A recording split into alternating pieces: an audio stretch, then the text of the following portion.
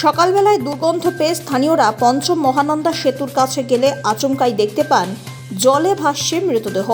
তড়িঘড়ি শিলিগুড়ি মেট্রোপলিটন পুলিশের মাটিগড়া থানার পুলিশকে খবর দেওয়া হয়।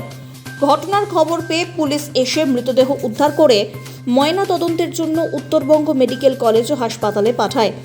স্থানীয়দের অনুমান অন্য কোথা থেকে জলে ভাসতে ভাসতে পঞ্চম মহানন্দা সেতুর কাছে মৃতদেহটি এসে ঠেকেছে। পুলিশ সূত্রে খবর, উদ্ধার হওয়া মৃতদেহটি একজন পুরুষের।